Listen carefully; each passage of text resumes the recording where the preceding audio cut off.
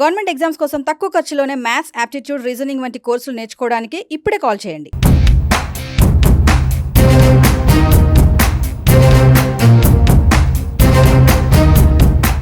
Insurance లేకపోతే no petrol, no diesel, no FASTag. కేంద్ర ప్రభుత్వం కొత్త నిబంధనలు అమల్లోకి తీసుకురాబోతోంది. అన్ని వెహికల్స్కి థర్డ్ పార్టీ ఇన్సూరెన్స్ కంపల్సరీ చేసింది. ఇన్సూరెన్స్ లేకపోతే పెట్రోల్, డీజిల్ కొనలేరు. ఫాస్టాగ్ కోసం కూడా ఇన్సూరెన్స్ డాక్యుమెంట్లు చూపించాల్సిందే. కొత్త రూల్స్ ప్రకారం ఇన్సూరెన్స్ లేకుండా వాహనం నడుపుతూ మొదటిసారి పట్టుబడితే దాదాపు 2,000 రూపాయల జరిమానా లేదా 3 నెలలు జైలు శిక్ష. రెండోసారి పట్టుబడితే 4,000 రూపాయల వరకు జరిమానా ఉంటుంది.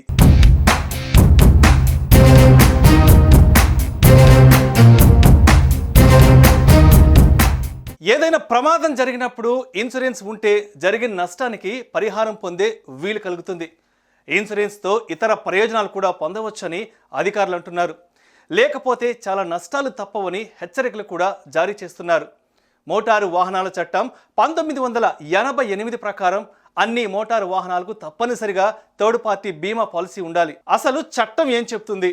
మోటారు వాహనాల చట్టం 1988 ప్రకారం అన్ని మోటారు వాహనాలకు తప్పనిసరిగా థర్డ్ పార్టీ బీమా పాలసీ ఉండాలి. కానీ insurance regulatory and development authority of India 2024లో దేశంలో 40 కోట్ల వాహనాలు ఉన్నాయని అంచనా వేస్తే అందులో దాదాపు 50% వాహనాలకు మాత్రమే ఇన్సూరెన్స్ ఉందని తెలుస్తుంది. న్యూ రూల్స్ ప్రకారం బీమా లేకుండా వాహనం నడుపుతూ మొదటిసారి పట్టుబడితే 2,000 రూపాయలు జరిమానా లేదా 3 నెలలు జైలు శిక్ష లేదా 2 విధించవచ్చు. రెండోసారి పట్టుబడితే 4,000 రూపాయల వరకు జరిమానా ఉంటుంది.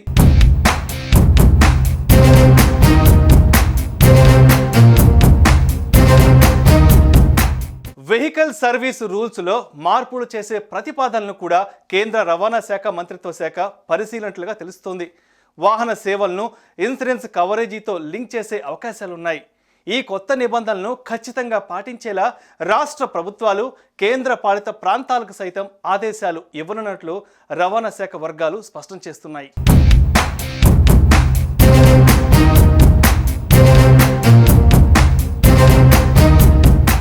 ఇదిలా ఉంటే సీనియర్ సిటిజన్ల హెల్త్ ఇన్సూరెన్స్ ప్రీమియంను ఏటా 10% వరకు పెంచుకునేందుకు ఇన్సూరెన్స్ కంపెనీలకు IRDA అనుమతి ఇచ్చింది.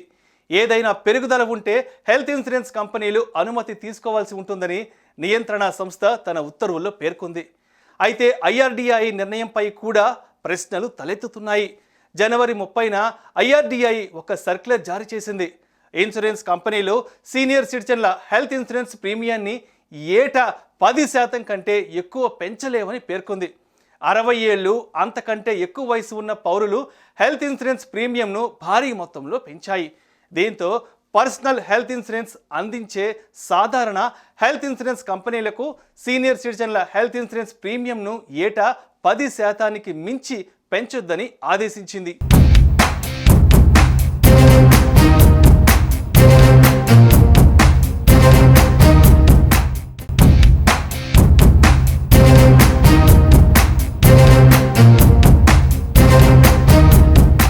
రేపే కేంద్ర ప్రభుత్వం బడ్జెట్ను ప్రవేశపెడుతుంది. ఈ బడ్జెట్తో కొత్త సంవత్సరం బంగారం ధరలు తగ్గుతాయా లేదా పెరుగుతాయా? గత బడ్జెట్లో భారీగా తగ్గిన బంగారం ఈ బడ్జెట్తో కిందకి దిగొస్తుందా లేక ఇంకా కొండెక్కుతుందా? అంతర్జాతీయ పరిణామాలతో రోజురోజుకి ఆకాశాన్ని అంటుతున్న బంగారం బడ్జెట్ తర్వాత దిగొచ్చే ఛాన్స్ ఉందా? రేపటి బడ్జెట్ ప్రసంగం పైన వస్తున్న ఊహాగానాలు ఇలానే వినిపిస్తున్నాయి.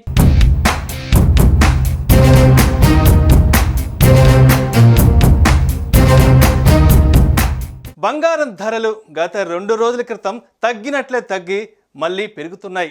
గత వారం రోజుల నుంచి బంగారం ధరలు విపరీతంగా పెరుగుతూ వస్తున్నాయి. ఈ రోజు కూడా బంగారం ధర కాస్త పెరిగింది. బంగారం ధర 24 క్యారెట్లు 10 గ్రాములకు గాను 84,500 రూపాయల వద్ద ఉంది.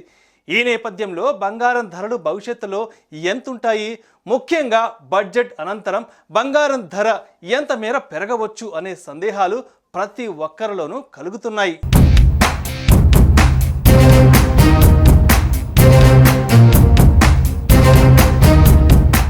రేపు కేంద్ర ప్రభుత్వం బడ్జెట్ను ప్రవేశపెట్టనుంది.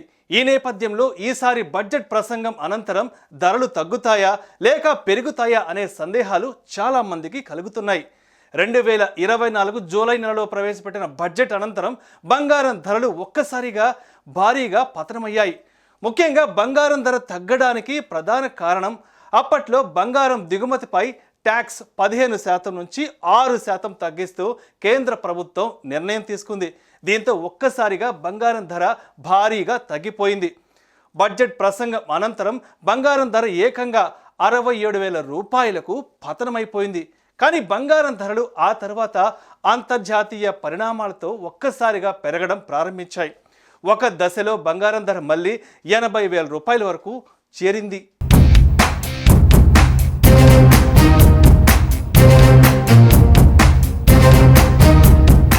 అయితే నవంబర్ నెలలో మళ్ళీ బంగారం ధర తగ్గడం ప్రారంభించింది.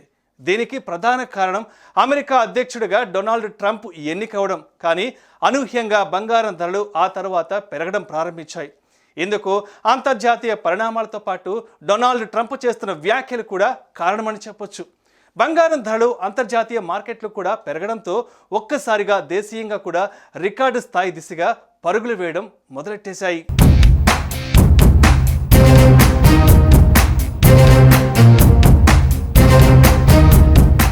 తాజాగా డొనాల్డ్ ట్రంప్ వాణిజ్య యుద్ధానికి తెరలేపుతున్న వ్యాఖ్యలు చేయడంతో ఒక్కసారిగా ఇన్వెస్టర్ల సెంటిమెంట్ దెబ్బతిని స్టాక్ మార్కెట్ నుంచి తమ పెట్టుబడులను ఉపసంహరించి గోల్డ్ మార్కెట్లో పెడుతున్నారు. దీంతో అంతర్జాతీయంగా కూడా బంగారం ధర భారీగా పెరిగింది. ప్రస్తుతం అమెరికాలో ఒక ఔన్స్ బంగారం ధర $2,750 దాటింది. దీంతో దేశీయంగా కూడా బంగారం ధర భారీగా పెరిగి ఆల్ టైమ్ రికార్డు స్థాయి 84,500గా నమోదైంది.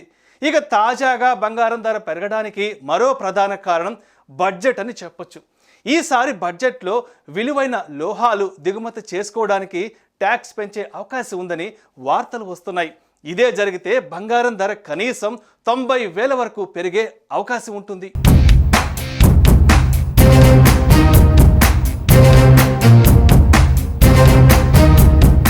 ప్రస్తుతం 2 లక్షల పరిమితి బంగారం కొంటే ఇండియాలో పాన్ కార్డు తప్పనిసరి.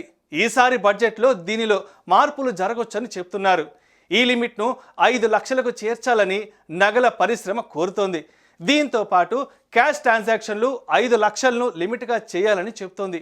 ఈ నేపథ్యంలో భారత విదేశీ మారక ద్రవ్య నిల్వలపై భారం తప్పిస్తూ రూపాయిని కాపాడేలా ఆర్థిక మంత్రి ఏ నిర్ణయం తీసుకుంటారో అన్నది ఇప్పుడు ఆసక్తికరంగా మారింది.